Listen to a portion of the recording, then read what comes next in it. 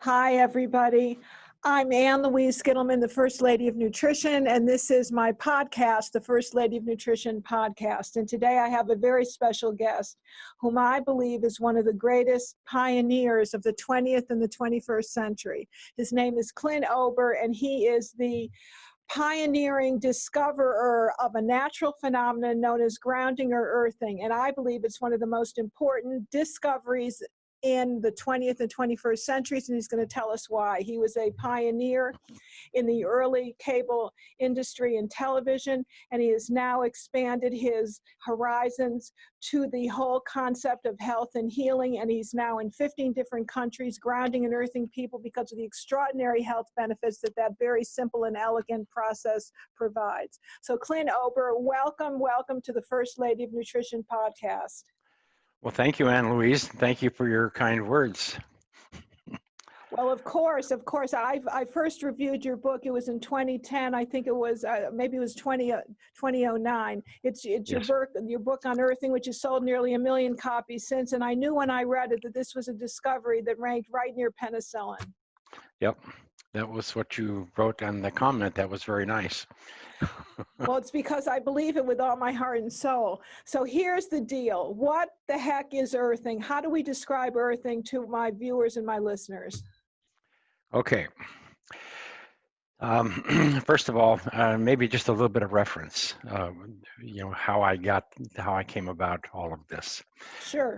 I spent about 30 years in the communications industry, and that is, like cable television, anything to do with communications, satellites, uplinks, microwave, you name it.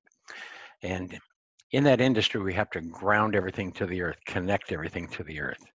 And the reason we connect everything to the earth is to maintain a negative charge, meaning to prevent an electrical event, to prevent noise and all kinds of interference and so on.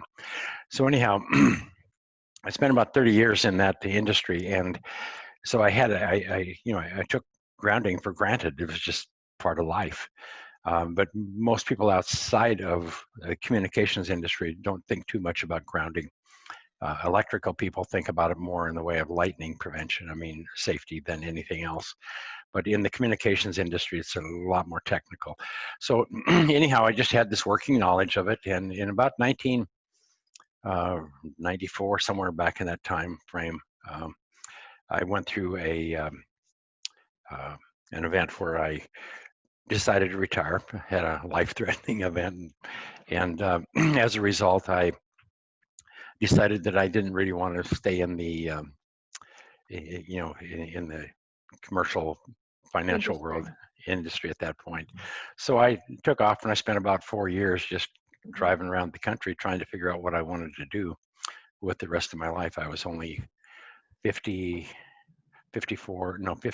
years old then. Wow. It's amazing. Where did it all go? But anyhow, so I spent about 4 years just kind of doing not a lot of anything except visiting with my children around the country. And anyhow, one day I was in Sedona, Arizona. Yay, I love Sedona. Yeah, it's really a nice place. Anyhow, I was playing with a computer, and it kept crashing on me. And I realized that it was static electricity, so I had to go and fix a ground. And because the computers weren't grounded back then, I just put a piece of metal copper tape across my desk and then grounded it so I would touch it before I would touch the computer. And that prevented the crashing, the problem that I was having. The software would glitch up. So anyhow, just for some reason, I was kind of got into that mode thinking about electrical and grounding, and I went outdoors and I sat on a bench, and a big tour bus pulled up with a group of tourists, and I believe they were from Japan, and they were kind of short, but the thing that stood out most of all is they had the white Nike type tennis shoes on, and all of them looked like the same pair. Looked like they'd been to an outlet mall and they were on sale. And so it just stuck out like a sore thumb. And intuitively I asked, and I don't know why, but I said, I wonder if there's any consequence to humans no longer being naturally grounded. because when I was a kid, we were always barefoot, or we had leather sole shoes, and we were always in contact with the earth, and we were always naturally grounded. And when you put these new shoes on, these rubber sole, synthetic sole shoes, then it insulates you from the ground, and your body's no longer grounded. I had no idea at that time about the body. I knew a lot about technical electrical, but not about bioelectrical. So that evening I went home and I started playing with a voltmeter to measure the electrical potential of my body versus the earth when it's grounded, when it's not grounded. And and then I recognized that when I was not grounded, that my body was an antenna for all of these environmental EMFs and other electrical noise. There's a lot of it. And static electricity. Static electricity builds up on your body every time you take a step if you're not grounded. So it was through that process that I came to recognize that there was a problem here. So in order to understand, that night I went home and I grounded myself. I went to the hardware store and got a piece of metal duct tape about 3 inches wide, and a roll of it, and I laid it across my sheet, connected it to a alligator clip, threw a wire out the window, connected it to a ground rod, connected the meter to it. So then I would hold the meter in my hand and touch the tape, and I knew that it was grounded. So when I would lay on it and I would touch the tape, then I knew that I was grounded. And I don't know why this came about that way. It just, when you live in Sedona, there's not a lot to do there after you've been there a while.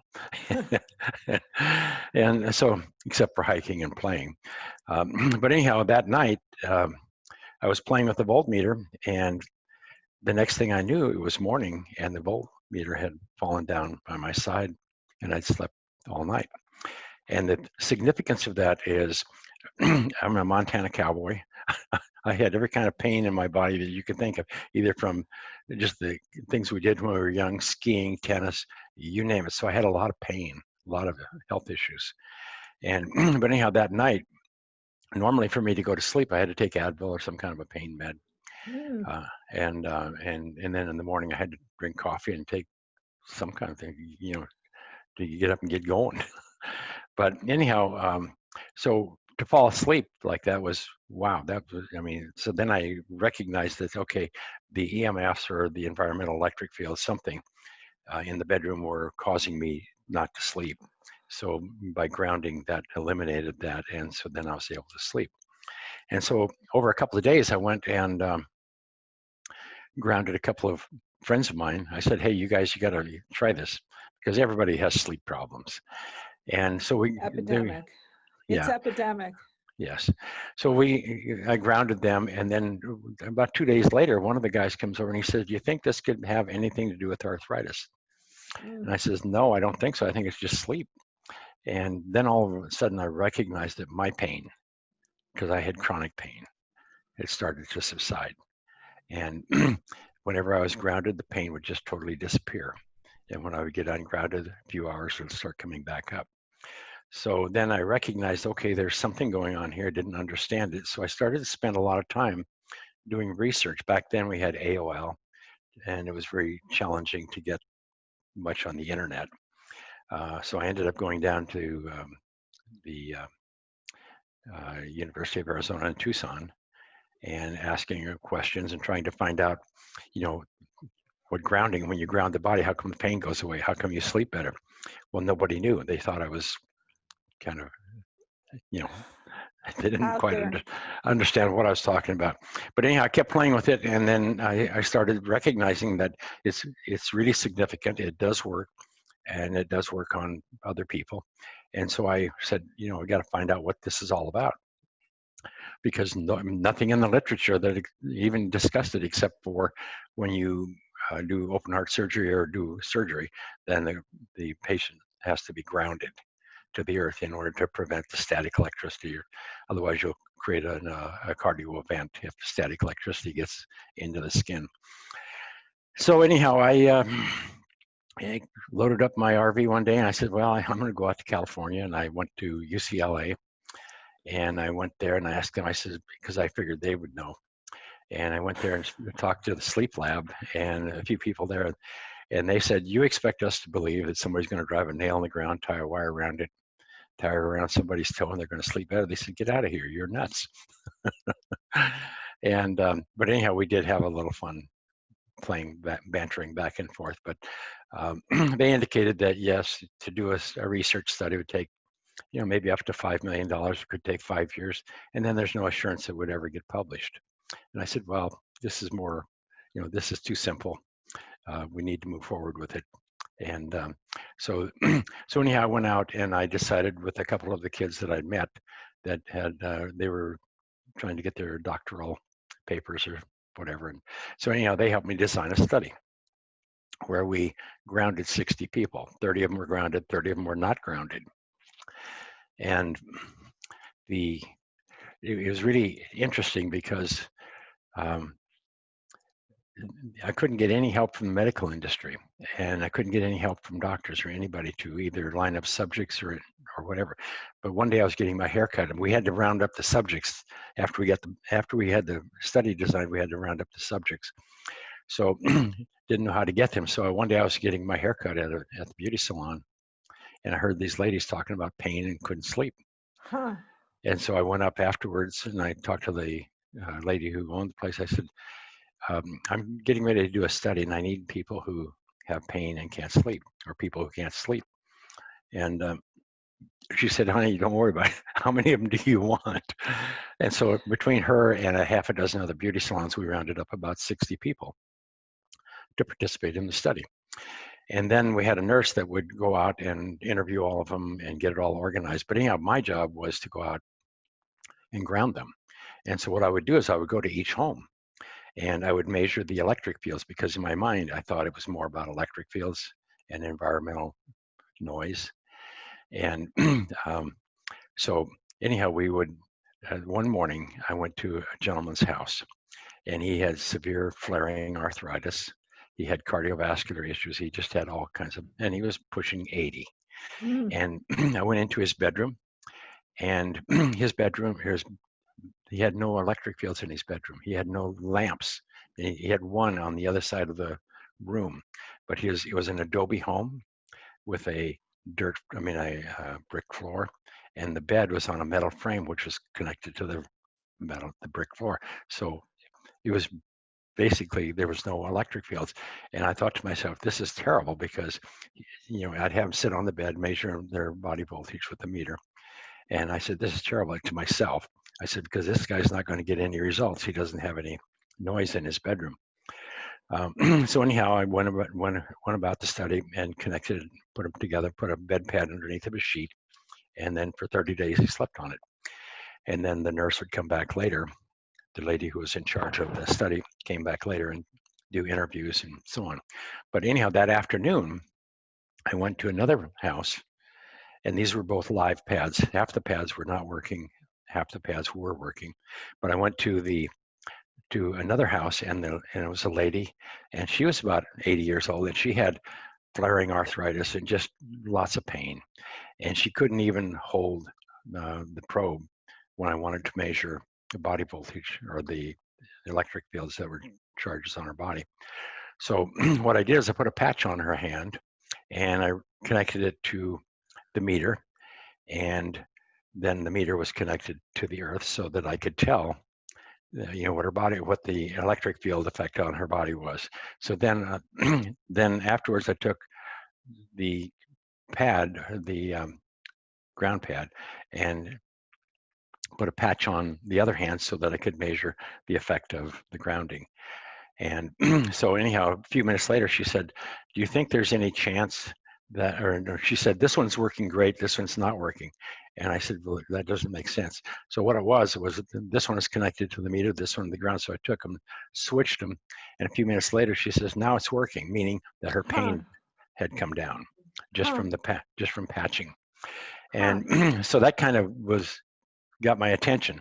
But then 30 days later, when they went out, and I think it was 4 to 6 weeks later, when they went out and collected all the data and brought it back. One day I was in the office and I was looking at some of the papers and I saw these two people. And one of them had extreme electric fields up around, I mean, the highest I didn't think I'd ever seen, and the other was almost the lowest I'd ever seen. But they both had the same results. The arthritis subsided, their color came back, their energy came back, and they had significantly diminished pain. So that was the day that I recognized that, okay, it's not electric fields. By reducing electric fields, I'm not reducing pain. It's by connecting them to the earth that I'm reducing pain. And so what was this all about? I didn't really fully understand. So so I spent the next month or two doing all kinds of experiments. Find people with pain, ground them with no electric field, ground them with no magnetic field, ground them with capacitors and everything. And then it all came back to they had to be connected to the earth in order to reduce pain. So then if started doing a little more research, and the earth has a negative surface charge. So when you touch the earth, the body becomes electrons. Yeah, negatively charged. These electrons flood into the body, and then they reduce the pain. So that was all interesting, and it was kind of the backward way of going about something. But so the next question was, what was earthing doing, and how did it do that? Because what's the mechanism of action? Now, being in the electrical world, I understood that I was reducing noise and I was reducing, any kind of a charge, like a lightning or anything like that. I was reducing charge. And so then I had to assume that pain was charge. Pain was fire, but I didn't know why or how. Now, this is back in around 2000. So anyhow, along the way, I went on to do a second study with a radiologist down in San Diego. And there he decided that in order to test everything that we're doing, he says, let's measure cortisol because it's a stress hormone. And if what you're doing is real, then it'll show up in cortisol. So we did, and we got significant results. I mean, first of all, before everybody's cortisol was all over the place. They're on a 24-hour circadian cycle. Cortisol has a very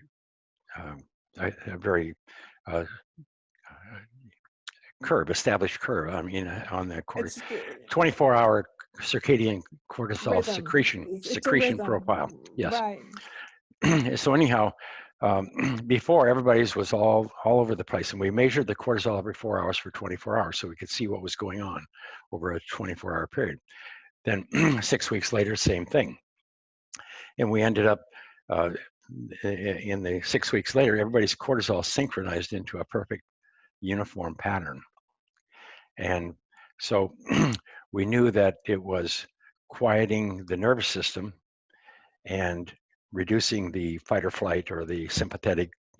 If your cortisol is all messed up, you can't sleep, and you're in a chronically elevated sympathetic state. So that calmed down, everybody was able to sleep better and so on.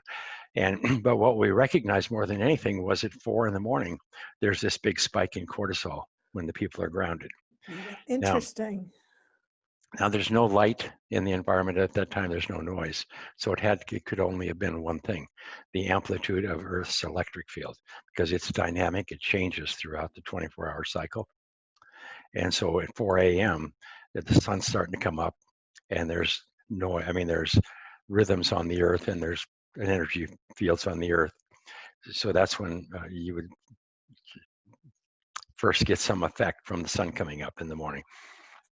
Even though you don't see the sun, there's a tide of energy that comes over. So anyhow, we recognize that, so the Earth, the electric field of the Earth, the rhythms of the Earth, these natural rhythms of the Earth are having an effect on hormone cortisol. Well, cortisol is master hormone, so it's got to be affecting everything else, and that's why you sleep better and sleep deeper and all of these things. So we learned that, but we still didn't understand why it reduced pain. So anyhow, we had done heart rate variability along with that study, but at that point, nobody knew what it was. and we just we had the equipment, and we did, we did before and after, and so we had significant measurements, but we didn't really understand them. But anyhow, Dr. Ghali, who was working on the study, heard that Steven Sinatra was coming to town, and he was a cardiologist. And he says, let's go ask him, because cardiologists would be dealing with electrical. And so we did, and we sat down with Steve and told him what we were doing, showed him everything, and we kept talking to him about the pain. Whenever we ground the body, and the pain reduces. And he says, Clint, he says, if you're reducing pain, he says, you need to be researching inflammation. Inflammation. Because you can't have pain unless you have inflammation. Inflammation comes first, then comes pain. And so at that time, and we spent an afternoon together, had a good time, really nice people, and didn't know too much about inflammation. To me, inflammation was you sprain an ankle and it swelled up. And he said, no, that's not what this is. This is a different kind of inflammation. And so after he left, I started going to work and trying to understand what this inflammation is that he was talking about. This is back in 2001, 2002. Many years ago. Nobody was talking about it then. No. And so anyhow, I came across how the white blood cells work, how the immune system uses white blood cells. And for instance, if you have a pathogen in your body or you have a damaged cell, the immune system sends a neutrophil, white blood cell, and it comes over and it encapsulates the damaged cell, and it releases reactive oxygen and what they call reactive oxygen species. And as soon as I heard the word reactive, then I said, okay, this is an electrical phenomena, because yes, that means they're short of an electron, or you either got too many electrons or not enough, and that's what makes it reactive. So then I recognized what was going on, that kept learning more and more about the immune system. Then I recognized that the immune system was reducing these excess radicals, or obviously the body didn't have enough free electrons, enough redox potential to reduce them, so they were oxidizing whatever. But at the same time, about 2004, Ritger and the boys back at Boston, Mass. came out with this article, and it was on the cover of Time magazine, and it was, body on fire, inflammation. I remember. It said you don't have cancer, you don't have, all of these health disorders that we talk about, that we list. It says what you have is chronic inflammation, and the inflammation will manifest differently in different people based on their genetics and their lifestyle. And so then it all began to make sense. So then I sat back and I looked at it and I said, well, if that's the cause of all these health disorders, then inflammation is the cause of all these health disorders. I learned real quick that grounding is the cause of inflammation, not grounding is the cause of inflammation. And then I had to go back and look. In 1960, but that was when we invented the synthetic sole shoes, the inexpensive polymers. And so the first thing they did in 1960 era, the first thing was to make these inexpensive shoes. And so there's the soles of all the shoes were plastic, insulative. So when you wear these shoes, you're no longer naturally grounded. Well, before 1960, we were always barefoot, or we wore leather sole shoes primarily. And so we were grounded. And and our bodies were always charged with free electrons. And so anyhow, lost my thought there for a minute. 1960. Yeah, 1960. So, but anyhow, so back about that time was when all of these, then we started carpeting our homes with these synthetic fibers and everything. So we were more and more insulating ourselves from the earth. And then television came along, and we spent more time indoors than outdoors. Then computers come along, and so we just had this lifestyle where we, accidentally disconnected from the earth. We didn't realize that the body had an electrical connection or a ground, or that the electrical ground was important to the body. But anyhow, so, but you can see on the curve, there's a curve, this exponential of all of the autoimmune diseases, everything from autism to cancer. And then here's the growth of rubber sole shoes. They parallel each other identically. So, so then all of a sudden the story was starting to come together.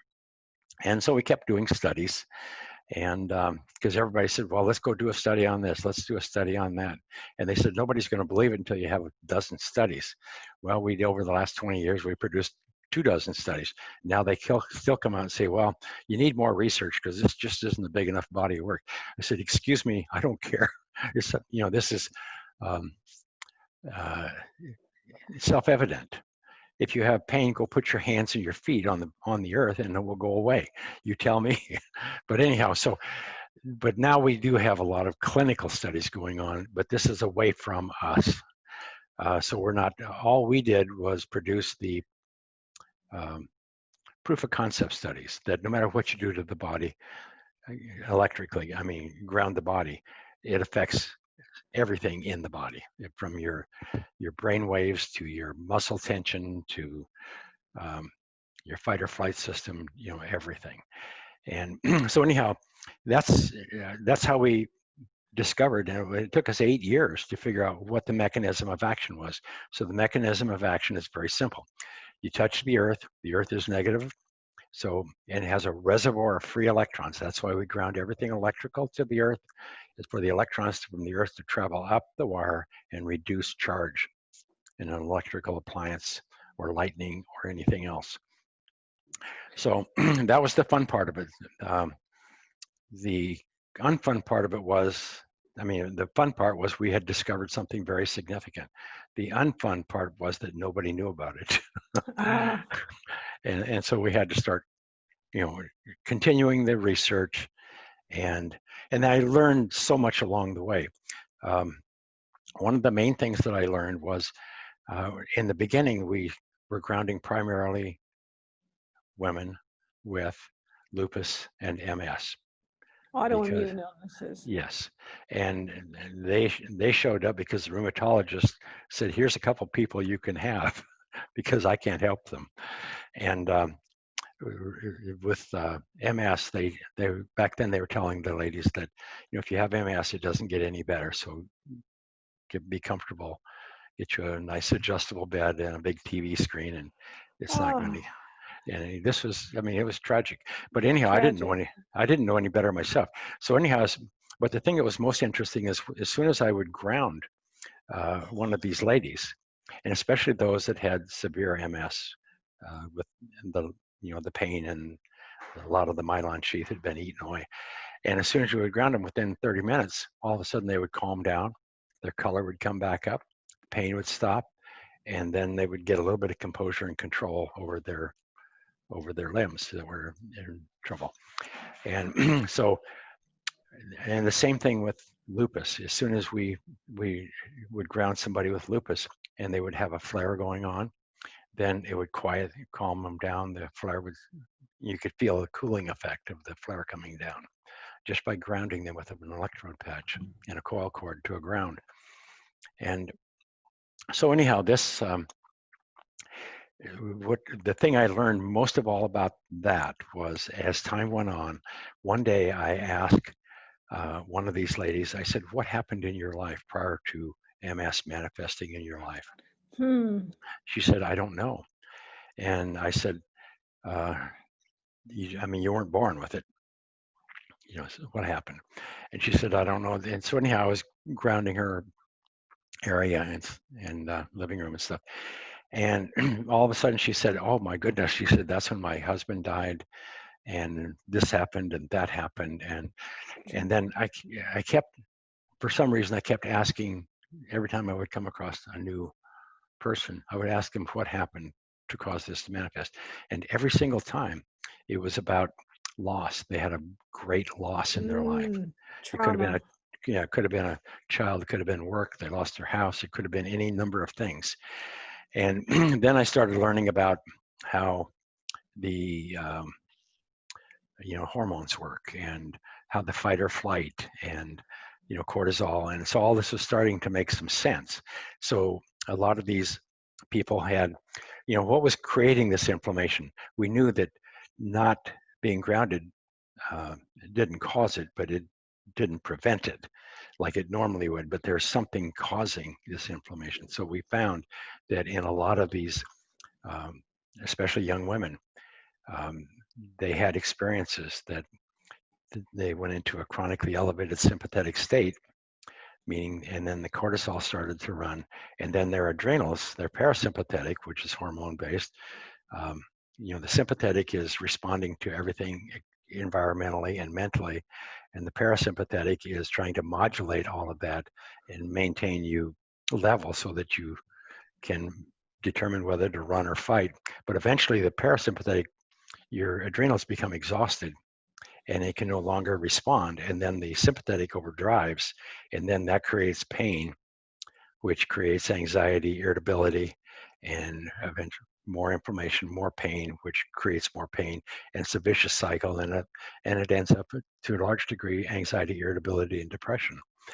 And so then we found that by grounding these people, that putting the fire out, stabilizing the immune system, they started to restore their lives because they could.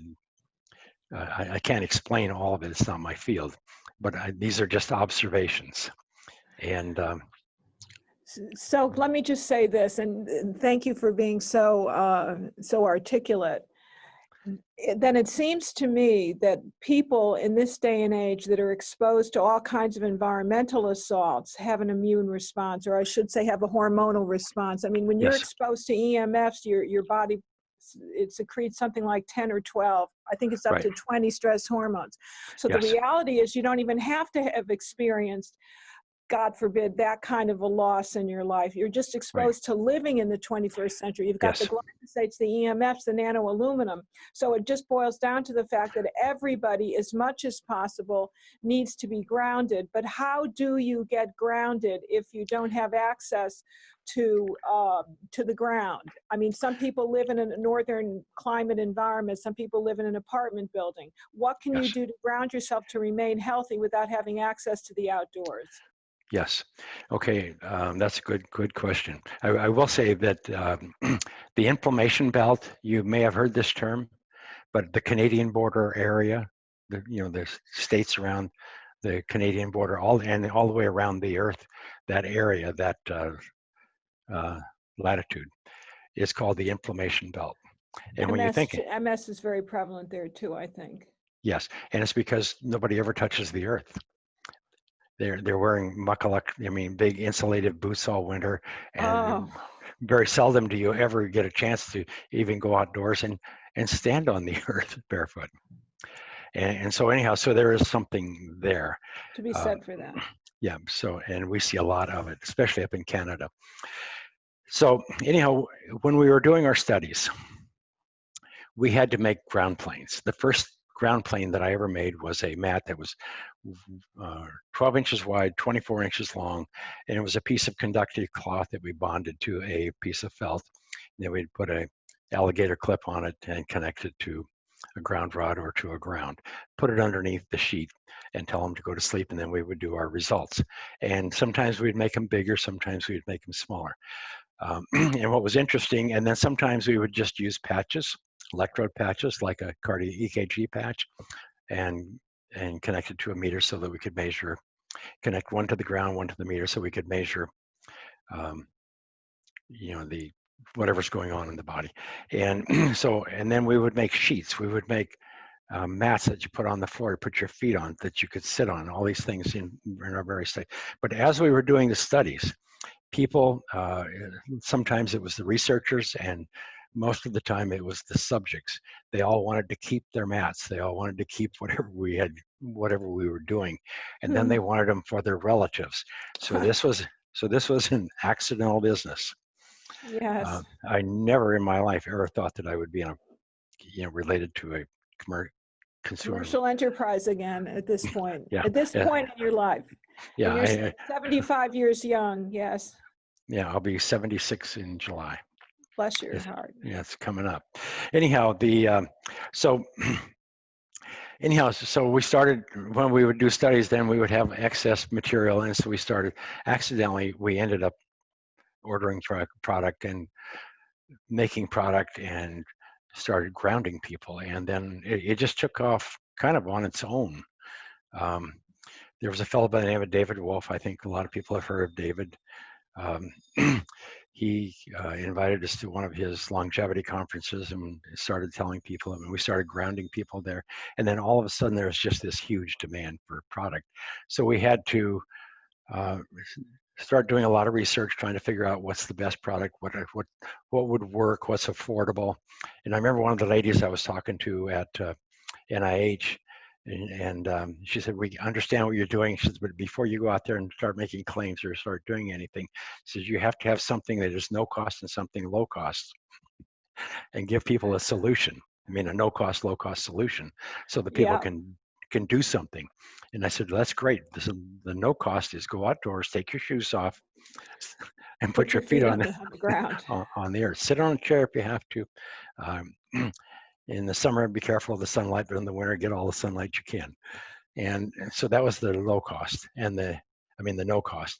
The low cost, we were working with very inexpensive things like wristbands and patches and mats that you could put under your computer, or sit on, put in your chair and sit on it, or put it on the floor and put your feet on it, or put it in your bed and sleep on it.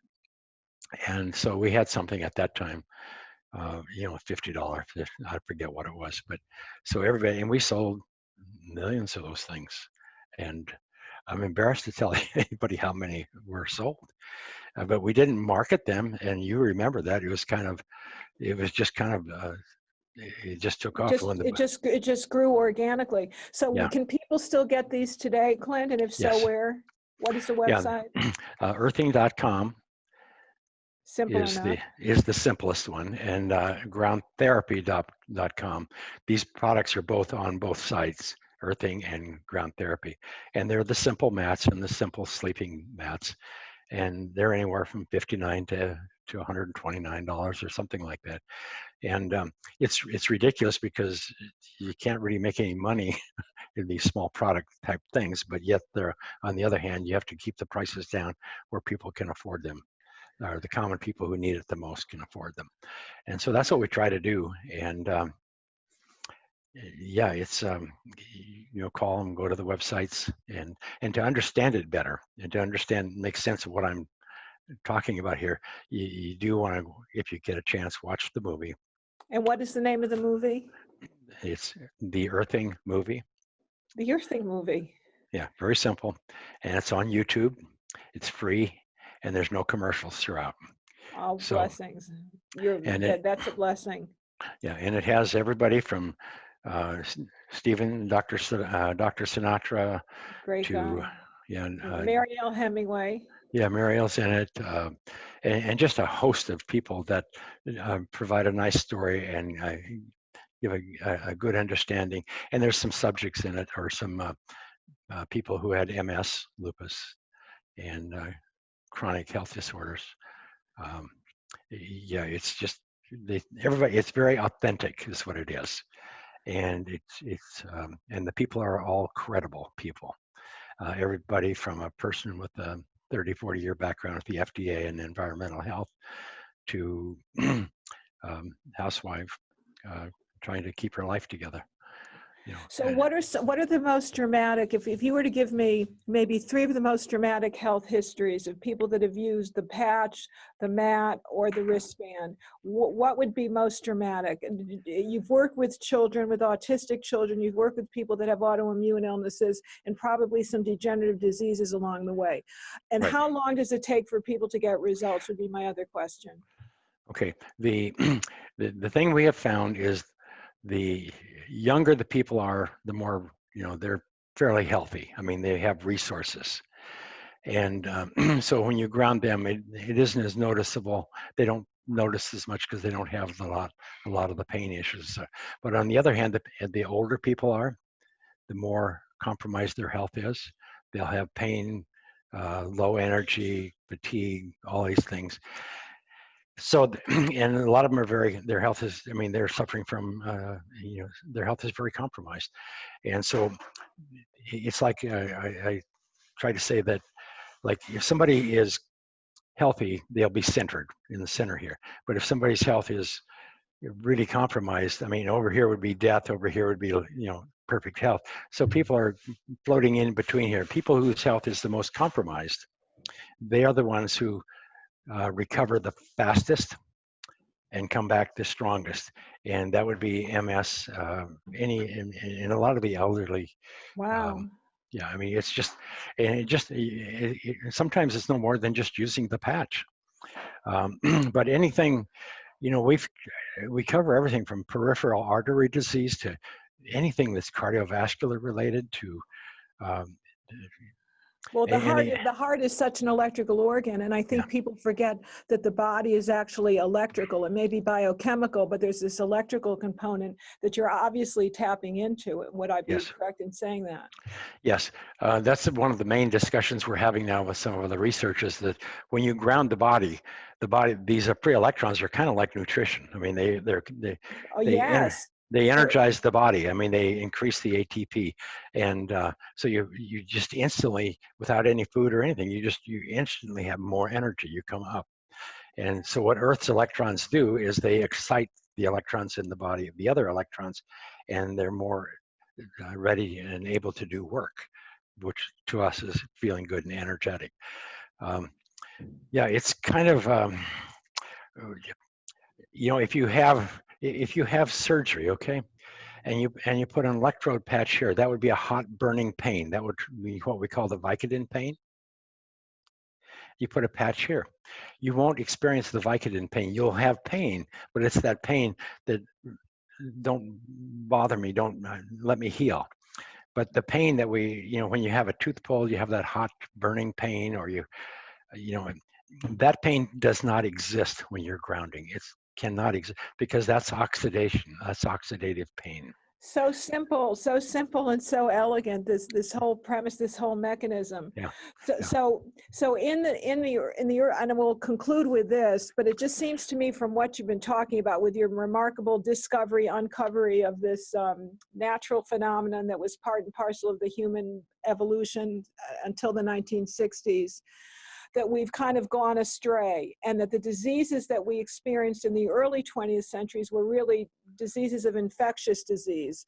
These are yes, now autoimmune disease, which means more than ever we need the tamping down of inflammation that earthing can provide free of charge, because the earth is an unrelenting source of free electrons, if I'm not mistaken. Is this correct? that is correct. So and so the question is, can the earth ever run out of electrons? Does that come from the lightning that strikes the earth? Where else would the earth be getting the free electrons? From the sun. So just natural phenomenon. Yeah, the sun energizes the earth, excites the electron, spews electrons, photons to the earth, and that's the life. That's the energetics of life on Earth. It's kind of remarkable that this is Yeah, so basic. It's just like taking your vitamins every day. You need vitamin G because yeah, it's the missing link to overall right. health, wellness, and especially the health of your heart. And I dare say your brain, because it's another electrical organ. Yeah.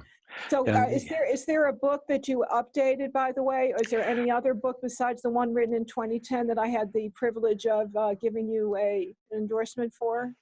yes, we did a second edition in 2012.